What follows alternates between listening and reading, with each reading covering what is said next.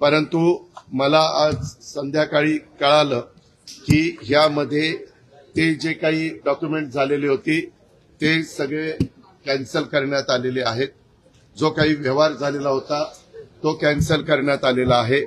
दुसरी गोष्ट, या राज्याचे ऍडिशनल चीफ सेक्रेटरी रेव्हेन्यू यांच्या अध्यक्षतेखाली काही विभागीय आयुक्त आणि काही वेगवेगळे मान्यवर यांची समिती आजच काहीतरी जाहीर करण्यात आलेली विभागीय आयुक्त पुणे, अप्पर मुख्य सचिव, महसूल मुद्रांक नोंदणी, जमाबंदी आयुक्त आणि संचालक भूमी अभिलेख, नोंदणी महानिरीक्षक व मुद्रांक नियंत्रक पुणे, जिल्हाधिकारी पुणे आणि सहसचिव मुद्रांक महसूल व वन विभाग आणि त्यांना ह्या संदर्भामध्ये ह्या सगळ्याची चौकशी करून हे साधारण 1 महिन्याच्या आत हा अहवाल सादर करावा अशा पद्धतीने सूचना केलेल्या आहेत की मौजे मुंडवा, तालुका पुणे शहर, जिल्हा पुणे येथील सर्वे नंबर 88 मधील जमीन खरेदीच्या दस्तामध्ये झालेल्या अनियमिततेबाबत चौकशीसाठी चौकशी समिती नियुक्त केलेली आहे। तिने पण पारदर्शकपणे काम करावं।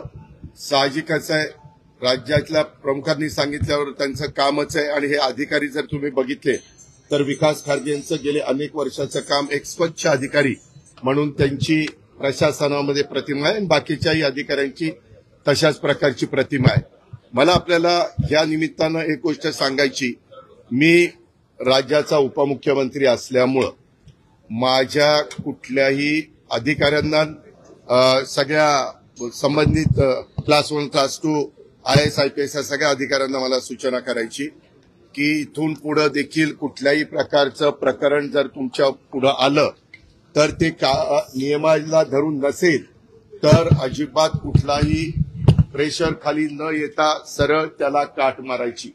कुणी माझ्या जवळचा नातेवाईक असो नाहीतर कुणी माझ्या नावाचा वापर करून कुणी काही केलेलं असलं तर हे मला चालत नाही, चालणार पण नाही।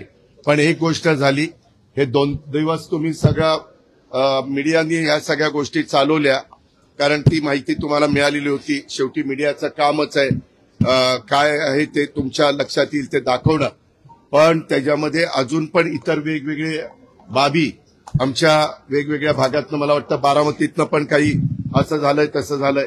माझं म्हणणं की ज्यांच्याकडं याबद्दलचे चुकीच्या गोष्टी झालेल्या असतील त्या सर्व बाबींची चौकशी संबंधित अधिकाऱ्यांनी करावी। मागच्याही काळामध्ये जे कुठले व्यवहार झाले असतील त्याच्यामध्ये कुठेही आपण नियमाला बगल देऊन कुठल्याही गोष्टी केलेल्या नाहीत, तो माझा स्वभाव नाही। मी अतिशय स्पष्टपणे या गोष्टी तुमच्या माध्यमातून राज्यातल्या जनतेलाही सांगू इच्छितो आणि गेले 2 दिवस ह्याच्याबद्दल जे काही बातम्या आल्या आणि त्याच्यातून माझ्याबद्दल गैरसमज झालेला असेल तर त्यांनाही याबद्दल अतिशय स्पष्टपणे मी सांगू इच्छितो आणि यामध्ये एकही पैशाचा व्यवहार झालेला नाही। आता तो का झाला नाही, व्यवहार झालेला नसताना कसं रजिस्ट्रेशन झालं, ते कुणी दिलं, हा सगळ्या तपासाचा भाग आहे आणि त्याच्यामुळं संबंधित हे 1 महिन्याच्या आत त्याचा सगळा तपास करतील। बरं, त्याच्यामध्ये FIR पण दाखल झालेली, त्याच्या संदर्भामध्ये मला कळलं 2 पोलीस स्टेशनला FIR दाखल झाल्या। अशा पद्धतीनं त्याच्यामुळे पोलिसांचं काम करणार, त्याच्यात पण कुणाला राजकीय हस्तक्षेप करण्याचं कारण नाही।